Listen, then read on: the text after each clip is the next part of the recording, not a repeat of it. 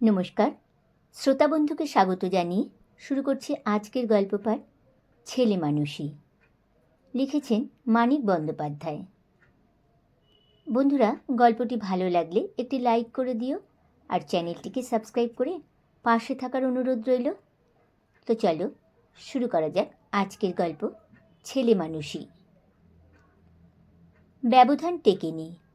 হাত দুই চওড়া সরু একটা বদ্ধ প্যাসেজ বাড়ির সামনের দিকটা তফাত করে রেখেছে। দুবাড়ির মুখোমুখি সদর দরজাও এই প্যাসেজটুকুর মধ্যে। পিছনে দুবাড়ির ছাদ এক, মাঝখানে দেওয়াল উঠে ভাগ হয়েছে, মানুষ সমান উঁচু। টুল বা চেয়ার পেতে দাঁড়ালে বড়দের মাথা দেওয়াল ছাড়িয়ে ওঠে। ব্যবধান টেকেনি। কতটুকু আর পার্থক্য জীবনযাপনের, সুখ দুঃখ, হাসি কান্না, আশা আনন্দের, ঘৃণা ভালোবাসার। সকালে কাজে যায় তারাপদ আর নাসিরউদ্দিন। অপরাহ্নে ফিরে আসে অবসন্ন হয়ে। ব্যর্থ স্বপ্ন, উৎসুক কল্পনা দিন দিন জমে ওঠে একই ধরনের। ক্ষোভ দিনে দিনে তীব্র হয় দুটি বুকে একই শক্তির বিরুদ্ধে। ইন্দিরা আর হালিমা যাপন করে বন্দি জীবন। রাধে বাড়ে, বাসন মাজে, স্বপ্ন দেখে, আর অকারণ আঘাত মুখ বুজে সয়ে চলে অবুঝ নিষ্ঠুর সংসারের। ইন্দিরার কোলে একদিন আসে গীতা। পরের বছর অবিকল তারই বেদনাকে নকল করে হালিমা পৃথিবীতে আনে হাবিবকে। যদি বা টিকতে পারত খানিক ব্যবধান, দুরন্ত দুটি ছেলে মেয়ে মানুষের তৈরি কোনো কৃত্রিম দূরত্ব মানতে অস্বীকার করে তাও ভেঙে দেয়। কাছে আনে দুটি পরিবারকে, অন্তরঙ্গ করে দেয় ইন্দিরা আর হালিমাকে। একদিন একটি শুভ লগ্নে দুটি ছেলেমেয়ের বিয়ে হয় পাড়ায়। গীতা পায় নতুন খেলা।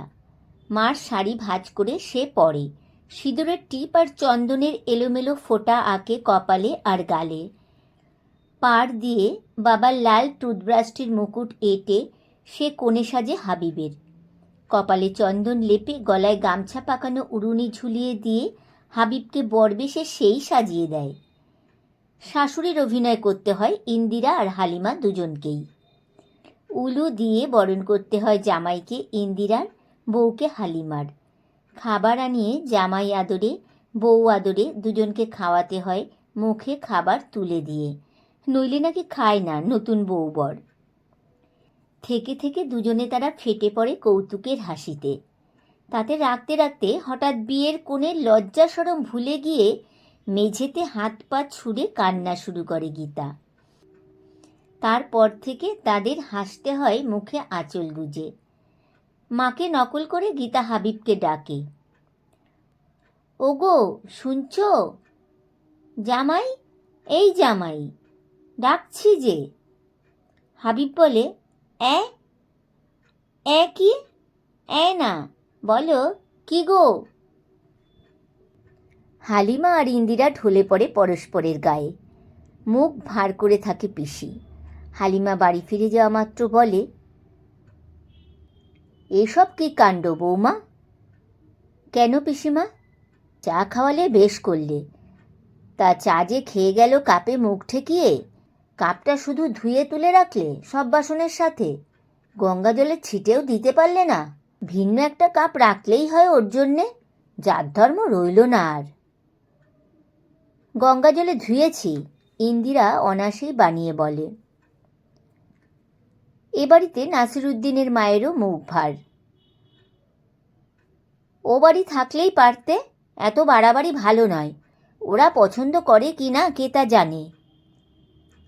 হালিমাও হাসি হাসি মুখে বলে, চা না খাইয়ে ছাড়লে না, দেরি হয়ে গেল। তুমি তো খেয়ে এলে চা খুশি মনে, তুমি দিও তো একদিন কেমন খায়। চা তো খায়। সব কাজ পড়ে আছে সংসারের, সময় মতো শুরু হয়নি। নাসিরের মার আসল রাগ কেন হালিমা জানে, তাই জবাব দিতে দিতে সে চটপট কাজে লেগে যায়। বিশেষ কিছুই আর শুনতে হয় না তাকে। ঘণ্টাখানেক পরে দেখা যায় ছোট নাতনিকে কোলে নিয়ে সদর দরজায় দাঁড়িয়ে নাসিরউদ্দিনের মা, আর ছোট নাতিকে কোলে প্যাসেজে দাঁড়িয়ে তারাপদর পিসি গল্প জুড়েছে সুখ দুঃখের। ব্যবধান টেকেনি। কাজ সেরে দুপুরে হালিমা যেদিন একটু অপরাধিনীর মতো এসে বসে সেদিনও নয়। মৃদু অস্বস্তির সঙ্গে বলে হালিমা, একটা কাণ্ড হয়েছে ভাই। ও মা, কি হয়েছে? তোমার মেয়ে একটু গোস্ত খেয়ে ফেলেছে। আজ আমাদের খেতে হয় জানো। হাবিব খেতে বসেছে, আমি কিছুতেই দেব না। বেটি এমন নাছোড়, হঠাৎ পাত থেকে তুলে মুখে পড়ে দিয়েছে।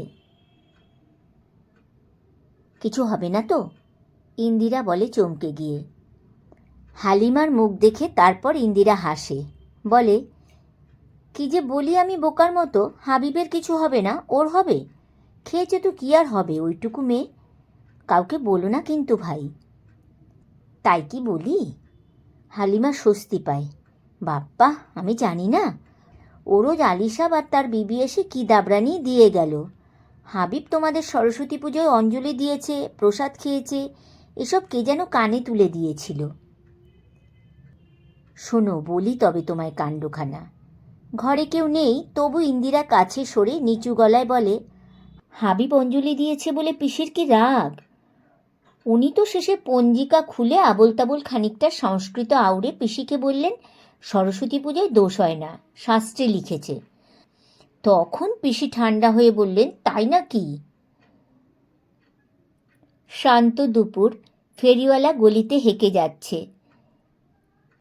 দুজনে তারা খড়ি নিয়ে মেঝেতে কাটাকাটি খেলতে বসে। হাই ওঠে, চোখ বুজে আসে। চোখে চোখ চেয়ে ক্ষীণ শ্রান্ত হাসি ফোটে দুজনের মুখে। আঁচল বিছিয়ে পাশাপাশি একটু শোয় তারা দুটি স্ত্রী, দুটি মা, দুটি রাঁধুনি, দুটি দাসী। ঘুমোয় না। সে আরামের খানিক সুযোগ জোটে বেলা যখন আরও বড় হয় গরমের দিনে, তখন। আজকাল শুধু একটু ঝিমিয়ে নেবার অবসর মেলে। ঝিমোনো চেতনায় ঘা মারে স্তব্ধ দুপুরের ছাড়া ছাড়া শব্দগুলি। তার মধ্যে সবচেয়ে স্পষ্ট হতে থাকে ছাতে হাবিব আর গীতার দাপাদাপির শব্দ। ব্যবধান টেকেনি। কেন যে সেটা মাথাচাড়া দিয়ে উঠল আচমকা, এমন ভয়ানক, এমন বীভৎস রূপ নিয়ে? কেন এত হানাহানি, খুনোখুনি চারিদিকে? বোঝে না তারা। থতমত খেয়ে ভরকে যায়, দূর দূর করে বুক। সেবার মাঝে মাঝে বুক কেঁপেছিল সাইরেনের আওয়াজে জাপানি বোমার দিনগুলিতে। দূর থেকে হাওয়ায় ভর করে উঠে আসা অনিশ্চিত বিদেশি বিপদের ভয়ে। তার চেয়ে ব্যাপক ভয়ানক সর্বনাশ আজ মাথাচাড়া দিয়ে উঠেছে দেশের বুকে, শহর জুড়ে, পাড়ায় ও ঘরের দুয়ারে। বুকের জোরালো ধরফরানি থামবার অবকাশ পায় না আজ। বাড়ে আর কমে, কমে আর বাড়ে। তবে কথা এই যে এটা মেশাল পাড়া। নিজেরাই বলা বলি করে নিজেদের মধ্যে, যতটা নিরুপায় নয় তার চেয়ে অনেক বেশি মরিয়ার মতো। এতেই অনেকটা ভরসা খাড়া আছে। মারাত্মক আতঙ্ক, গুজব আর উস্কানির সোজাসুজি প্যাঁচালো আর চোরাগোপ্তা আঘাত সয়ে যে আঘাত চলছেই।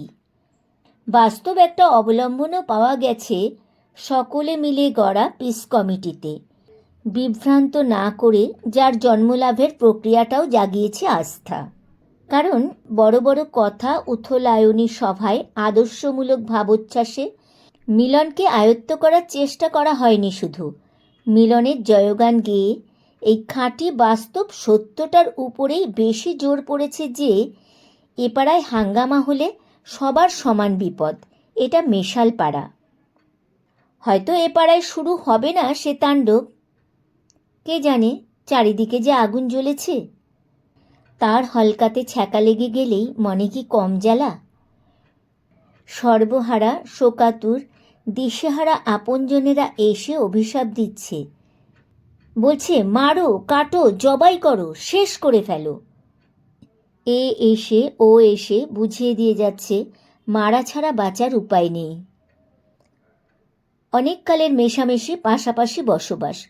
হয়তো তেমন ঘনিষ্ঠ নয় মেলামেশা সবার মধ্যে, সেটা আসলে কিন্তু এটা শহর বলেই। পাখা সবারই পঙ্গু। মানুষকে হাঁস মুরগি করে রাখার মর্জি মালিকের। পাখা ঝাঁটিয়ে চলতে হয় জীবনের পথে। তাই তো বলি, পাখি নাকি আমরা? হালিমা বলে মুখোমুখি জানলায় দাঁড়িয়ে। তারা খেয়ে খেয়ে আজ এখানে কাল সেখানে উড়ে বেড়াবো, গাছের ডালে বাসা বানাবো। আর বলো না ভাই, ইন্দিরা বলে, মাথা ঘুরছে কদিন থেকে। এসব কি কাণ্ড, কি রাঁধলে? তেমন প্রাণখোলা আলাপ কিন্তু নয় কদিন আগের মতো। গলায় মৃদু অস্বস্তির সুর দুজনেরই। চোখ এড়িয়ে সন্তপর্ণে জানলা দুটির একটি করে পাট খুলে কথা কইছে। কাজটা যেন অনুচিত। আসা যাওয়া বন্ধ হয়ে গেছে হঠাৎ। দুজনের বাড়িতেই আচমকা আশ্রয় নিতে আত্মীয় স্বজনের আবির্ভাব ঘটেছে বলেই নয় শুধু, বাড়ির মানুষ বারণ করে দিয়েছে মেলামেশা, ঘনিষ্ঠতা, অন্তত সাময়িকভাবে। কি যে হবে ভাবছি। দুধে নাকি বিষ মেশাচ্ছে গোয়ালারা। দুধ জাল দিয়ে আগে বেড়ালটাকে খানিকটা খাওয়াতে হয়। ছেলেপিলেরা খিদে কাঁদে, দেওয়া বারণ। 8 ঘন্টা বেড়ালটা কেমন থাকে দেখে তবে ওরা পায়। রুটি আনা বন্ধ করেছেন। রুটি যারা বানায় তাদের মধ্যে তোমরাই নাকি বেশি। একটুকরো রুটি আর চা জুটত সকালে, এখন শুধু একটু গুড়ের চা খেয়ে থাকো সেই দুপুর 1টা পর্যন্ত। এত লোক বেড়েছে, ডাল তরকারি ছিটে পোটা একরোজ থাকে আর একরোজ একদম সাপ, তাতেও ভাটা পড়ে। আর চিড়ে খেয়েছি নুন দিয়ে, গুঁড়ো নেই। চোখে চোখে চেয়ে খানিক মাথা নিচু করে থাকে দুজন। ধীরে ধীরে বন্ধ হয়ে যায় জানালার পাট দুটি। ছেলেমেয়ের সংখ্যাও বেড়ে গেছে দুবাড়িতে। মুখ চেনাচেনিও হয়নি বড়দের মধ্যে, কিন্তু ছেলে মেয়েদেরকে ঠেকিয়ে রাখবে। তাদের মেলামেশার দাবি রাজনীতির ধার ধারে না, আপোষ অনুমতির তোয়াক্কা রাখে না, জাত ধর্মের বালাই মানে না। স্কুল নেই, লেখাপড়া নেই, বেরোনো নেই, বাড়ির এলাকার বাইরে যাওয়া পর্যন্ত বারণ। বড়দের মুখ অন্ধকার, বাড়িতে থমথমে ভাব। মুমূর্ষু রোগী থাকলে ঘন ঘন ডাক্তার আসবার সময় যেমন হয়, তাই ওরা করে কি, হাবিব আর গীতার নেতৃত্বে নিজেরাই আয়োজন করে মিলে মিশে খেলাধুলো করার। বাড়িতে ঠাঁই নেই, নিজেরাই তৈরি করে নেয় খেলাঘর। হাঙ্গামা করতে হয় না বেশি। বাইরের প্যাসেজে দুপাশের দেয়ালে দুটো পেরেক পুঁতে একটা কাপড় টাঙিয়ে দিতেই প্যাসেজের শেষের অংশটুকু পরিণত হয়ে যায় চারপাশ ঘেরা ছোটোখাটো একটি ঘরে। কিছু চাল, ডাল, ডাঁটা পাতা জোগাড় হয়েছে। গীতা এনে দিয়েছে ছোট্ট তোলা উনুনটি আর তেল মশলা। তরকারির অনটনে সবার মন খুঁতখুত করতে থাকায় হাবিব এক ফাঁকে বাড়ির ভেতর থেকে সরিয়ে এনেছে কিছু আলু, পেঁয়াজ আর একটা আস্ত বেগুন। জোরালো পরামর্শ চলছে, সব কিছু দিয়ে এক কড়া খিচুড়ি রাধা, অথবা খিচুড়ি, ভাজা, তরকারি সবই রাধা। রান্নার ভার নিয়েছে মেহের। তার বয়স 9-10 বছর। এই বয়সেই বড়দের আসল রান্নার কাজে তাকে সাহায্য করতে হয় বলে তার অভিজ্ঞতার দাবি সবাই বিনা প্রতিবাদে মেনে নিয়েছে। কিন্তু উনুনে তাদের আঁচও পড়ে না, রান্নাও শুরু হতে পায় না। টের পেয়ে হাঁ হাঁ করে ছুটে আসে দুবাড়ির বড়রা। মেহেরের বাপের নিকা বউ নুরুন্নেসা মেয়ের বেনি ধরে মাথা টেনে গালে চট ঠাসায়। পুষ্পর মাসিমা এক ঠোনায় রক্ত বার করে দেয় ভাগ্নির ঠোঁটে। কান ছাড়াতে হাত পা ছড়ে গীতা, লাথি লাগে তারাপদর পেটে। হাবিব কামড় বসিয়ে দেয় নাসিরুদ্দিনের হাতে। বাচ্চাদের কাদা কাটা, বড়দের হইচই মিলে সৃষ্টি হয় আওয়াজ। প্রতিবেশীরা ছুটে এসে কি হয়েছে জানতে চেয়ে বাঁধিয়ে দেয় রীতিমতো হুল্লোড়। প্যাসেজের মুখে গলিতে জমে ওঠে লাঠি, রড, ইট হাতে ছোটোখাটো ভিড়। কয়েক মুহূর্ত, আর কয়েক মুহূর্তে স্থির হয়ে যাবে মেশালপাড়ার ভাগ্য, জিয়ে রাখার শান্তি অথবা অকারণে ডেকে আনা সর্বনাশ। কান্না ভুলে বড় বড় চোখ মেলে ছেলেমেয়েরা চেয়ে দেখে বড়দের অর্থহীন কাণ্ড। ভলেন্টিয়ার সঙ্গে নিয়ে পিস কমিটির যুগ্ম সম্পাদক দুজন ছুটে আসায় অল্পের জন্য হাঙ্গামা ঠেকে যায়। সম্পাদক দুজন ব্যাপারটা বুঝিয়ে বলেন। ভিড়ে ভাঙন ধরে। 2-4 মিনিটের মধ্যে ভলেন্টিয়াররা ভিড় সাফ করে দেয়। তখন যুগ্ম সম্পাদক দুজন পরামর্শ করে ভলেন্টিয়ারদের পাঠান পাড়ায় পাড়ায় সত্য ঘটনা প্রচার করতে। এমন স্পর্শকাতর হয়ে আছে মানুষের মন যে এরকম তুচ্ছ ঘটনাও দেখতে দেখতে ছড়িয়ে পড়তে পারে মারাত্মক গুজব হয়ে। বিকেলে একটা লরি আসে পুলিশ ও সৈন্যের ছোট্ট একটি দল নিয়ে। চারিদিক তখন শান্ত।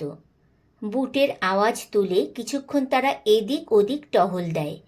এ বাড়ি ও বাড়ির দরজায় ঘা মেরে এর ওর দোকানে ঢুকে জিজ্ঞাসা করে কোথায় গোলমাল হয়েছিল। জবাব শুনে আশ্চর্য ও অবিশ্বাস্য যে কোথাও গোলমাল হয়নি। ক্রুদ্ধ অসন্তুষ্ট মনে হয় তাদের আগমন কি তাদের অনর্থক হবে? গলির মোড়ে নিতাইয়ের দোকানের একপাশে তক্তাপোষ পেতে 4 জন সশস্ত্র সৈন্যের ঘাঁটি বসিয়ে লরি ফিরে যায় বাকি সকলকে নিয়ে। নতুন এক সশঙ্ক অস্বস্তি বোধ ছড়িয়ে পড়ে মেশালপাড়ায়। সাজবাতির আগেই বন্ধ হয়ে যায় দোকানপাট, মানুষ গিয়ে ঢোকে কোটরে, শূন্য হয়ে যায় পথ। এ বাড়ি থেকে কথা শোনা যায় ও বাড়ির, কিন্তু কথার আদান প্রদান বন্ধ হয়ে গেছে। চুপি চুপি 2-1 মুহূর্তের জন্য মুখোমুখি জানলার পাটও একটু ফাঁক হয় না। এ বাড়ি ভাবে ও বাড়ির জন্য মিলিটারি এসে গেড়ে বসেছে, কি জানি কখন কি হয়। ছেলে মেয়েদের বাড়ির বাইরে যাওয়া বারণ, ঘরের জেলে তারা কয়েদ। ছাদ ভাগ করা দেয়ালের এপাশ থেকে গীতা বলে, আসবে হাবিব, মারবে যে। না, পিসির ঘরে চুপি চুপি খেলবো। পিসি বকবে তো। দূর, রান্না করে নিয়ে আসতে পিসির বিকেল বেজে যাবে। ছাতের সিঁড়ির মাঝে বাঁকের নিচু লম্বাটে কোটরটি পিসি বহুদিন দখল করে আছে। তার নিচে দোতলার কলঘর। পিসির নিজস্ব হাঁড়ি কুড়ি, কাঠের বাক্স, কাঁথা, বিছানায় কোটরটি ভরা। কুশের আসন পেতে এ ঘরে পিসি আহ্নিক করে। আমিষ রান্নাঘরে একবার ঢুকলে স্নান করার আগে পিসি আর এ ঘরে আসে না। ঘরের মধ্যে এভাবে লুকিয়ে চুপি চুপি কি খেলা করবে? হাবিবকে নিয়ে এবাড়ির ছেলে মেয়েদের সঙ্গে যোগ দেওয়ারও উপায় নেই। ওদের ডাকা যায় না এখানে, তাই নতুন খেলা আবিষ্কার করে নিতে হয়। গীতা বলে, দাঙ্গা দাঙ্গা খেলবি? হাবিব প্রশ্ন করে, লাঠি কই, ছোড়া কই? গীতা বলে, দাঁড়া। গীতা চুপি চুপি অস্ত্র সংগ্রহ করে নিয়ে আসে। তারাপদর খুঁড় আর ছুরি। খুঁড়টি পুরনো, কামানো হয় না, কাগজ পেন্সিল দড়ি কাটার কাজেই লাগে। পায়ের আঙুলে ভর দিয়ে দাঁড়িয়ে অনেক কষ্টে গীতা ভেতর থেকে দরজার ছিটকিনি এঁটে দেয়। হাবিবের চেয়ে ও একটু ঢ্যাঙা। তুই আকবর, আমি পদ্মিনী, আয়। খেলা, ছেলে খেলা। অসাবধানে কখন যে সামান্য কেটে যায় একজনের গা অপরের অস্ত্রে। মারলি? ব্যথা পেয়ে ক্রুদ্ধ হয়ে সে প্রতিশোধ নেয় অপরের গায়ে।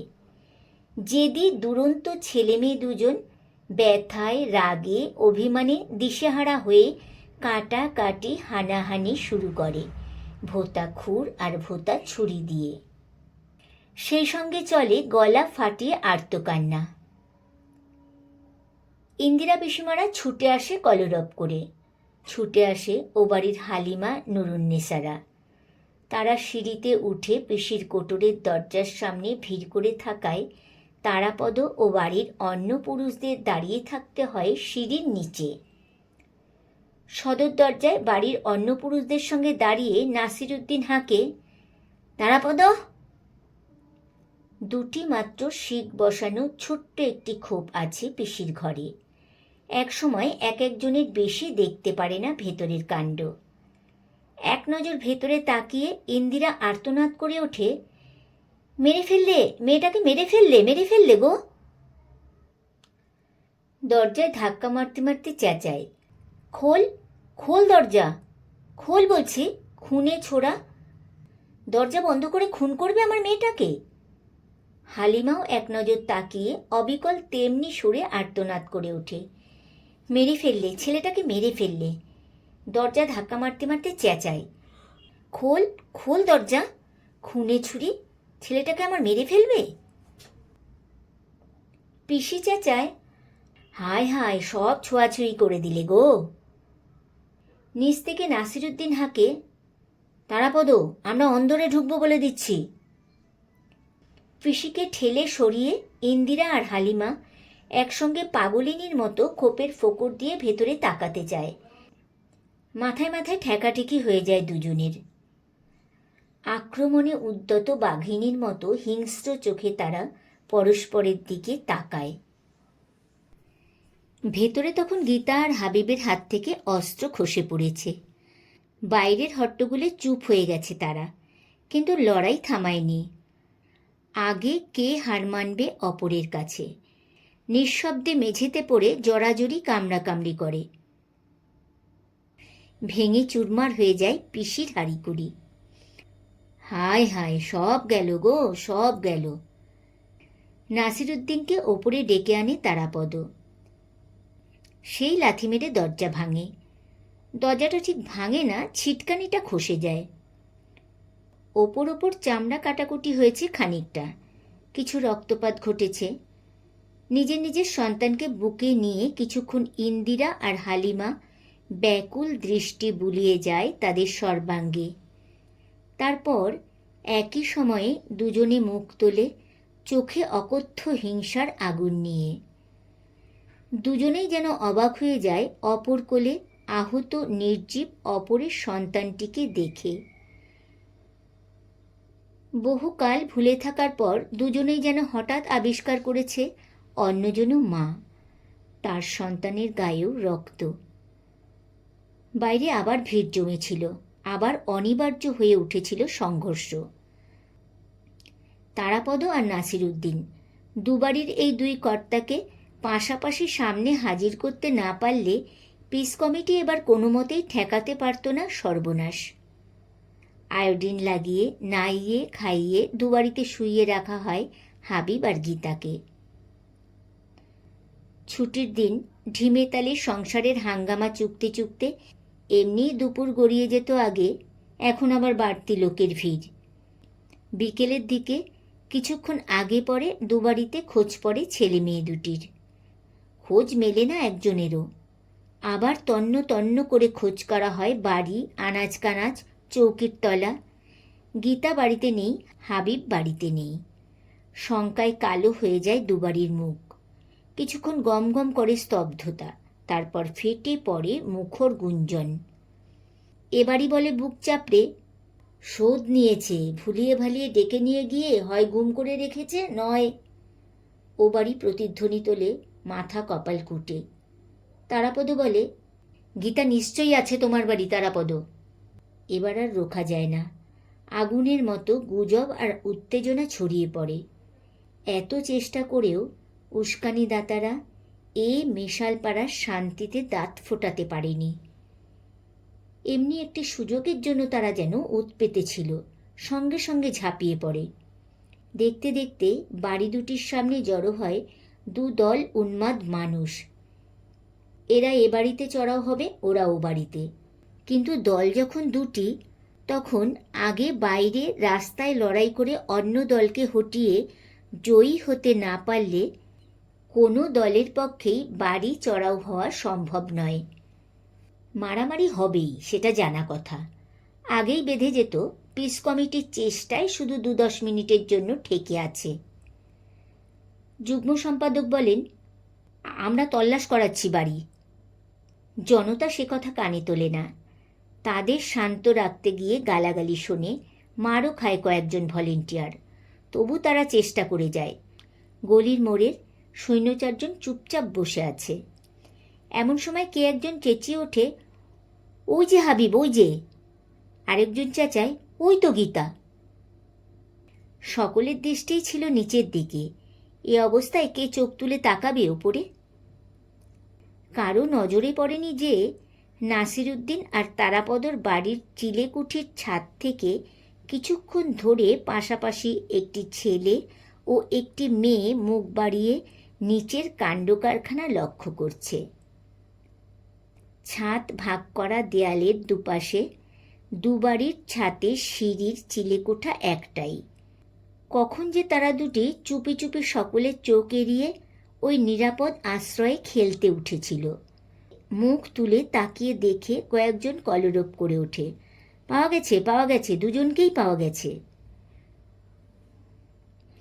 সবার চোখের সামনে হারানো ছেলে মেয়ে দুটোর অকাট্য জলজ্যান্ত আবির্ভাব হলো বলেই যে মারামারি ঠেকানো যেত তা নয়।